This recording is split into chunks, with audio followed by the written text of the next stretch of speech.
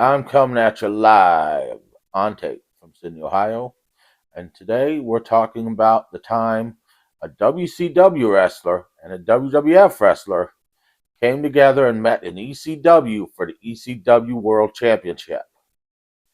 Yes, this actually happened, though it sounds implausible. It actually happened. We go to ECW 1999. Taz is leaving ECW for WWF, but is the current ECW champion. So it's in a three-way match between Mike Awesome and Masada Tanaka. I hope I said his name right. It is a three-way match, three-way elimination match.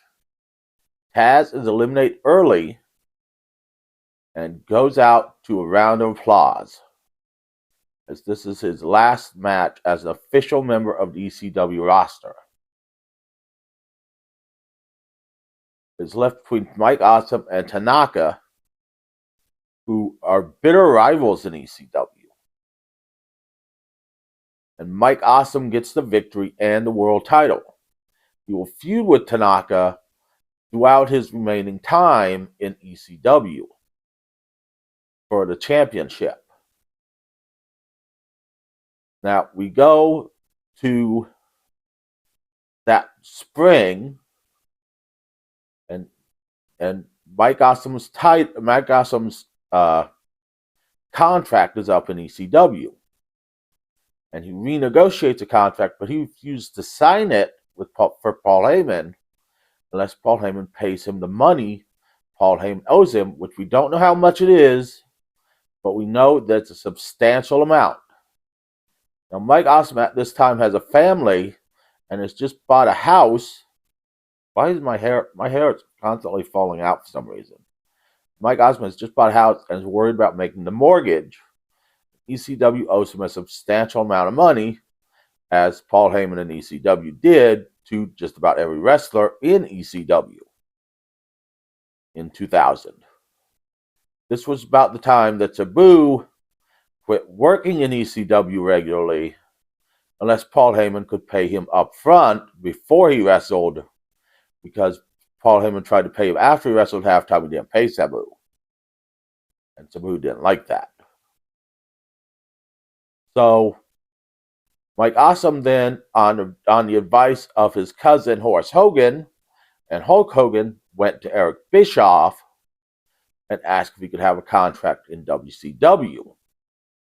Of course, Mike Awesome, being decent, being good on the mic, being strong for a guy his size, and being able to move like a lightweight, of course, Eric Bischoff said, "Of course you can have a contract," and signed him for a substantial signing bonus.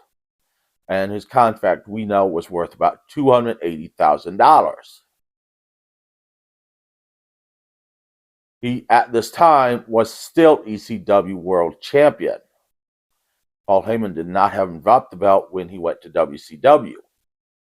His first act in WCW was coming through the crowd and attacking Kevin Nash. Now, this posed a problem. While WCW never had him hold the belt on WCW television, WCW did, at ECW's behest, say he was a world champion. They just never mentioned where he was a world champion at. But WCW wanted to put this behind them of Mike Awesome holding someone else's world title. So Vince McMahon called up Taz, who was currently in the WWF, and he was doing okay at this point. He wasn't a main eventer, but he wasn't jobbing yet. He was about in the upper mid-card range. He had beaten Kurt Angle, but Kurt Angle wasn't quite a main eventer yet. But he hadn't beaten any main eventers. He was upper mid-card. He was doing pretty well.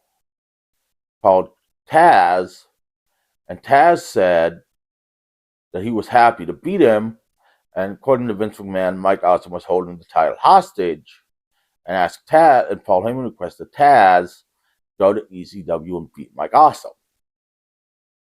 Now, we have no idea why Paul Heyman wanted Taz, who was a WWF employee, to beat Mike Awesome when ECW had stars. Now, Rob Van Dam was injured. We know this. But ECW had people on their roster who was capable of holding a world title. But my guess, if I had to hazard a guess, would be Mike Awesome was a big dude and could actually fight. And if he refused to lose the world title, they had to put someone in there who could actually beat him in a fight. And Taz had legitimate wrestling experience, and so they picked Taz because Taz could probably out-wrestle him and beat him. Unlike some of the other people on the ECW roster who could not actually beat Mike Awesome if Mike Awesome decided to actually fight. Mike Awesome didn't fight. Because Eric Bischoff told him, just put this behind you. I don't care. I don't want you being some other company's world champion. Because that was Eric Bischoff's opinion. He didn't care who Mike Awesome lost to. He just wanted the title off Mike Awesome. So, April 10th.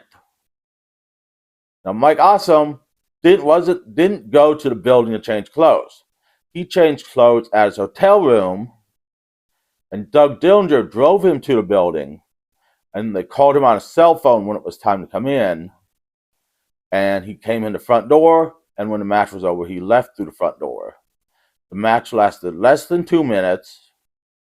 Taz beat him with help from Tommy Dreamer with the Taz mission, and Taz was ECW champion again. And Mike Awesome went back to WCW, where he had several gimmicks, none of which were good. Eventually arriving in Team Canada, where he did his best. Mike Awesome blames the fact that he was cousins with Horace Hogan for this, and Hulk Hogan left a bad taste in Vince Russo's mouth with what happened to him, and that's why he had several bad gimmicks.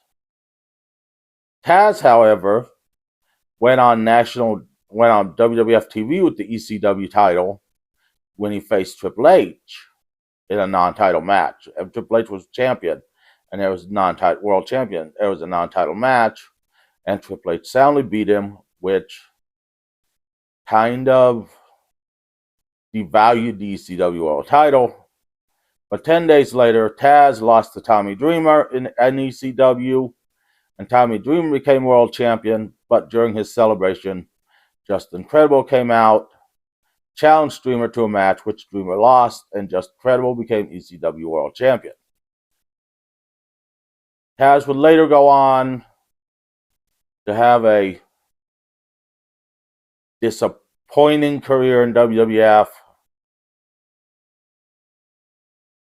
and then he became known more for his broadcasting, his announcing, than his career. He was a big guy in ECW, but in WWF he was known more for his announcing, and he's an announcer still this day. Mike Awesome would go on. He did a stint in WWF after the Invasion angle, and he was known for absolutely nothing in WWF, except for being the first Alliance member to win a title when he won the Hardcore title. That's all he did in WWF. At ECW One Night Stand, Mike Awesome faced Masato Tanaka again. It was voted the match of the night. Sadly, Mike Awesome killed himself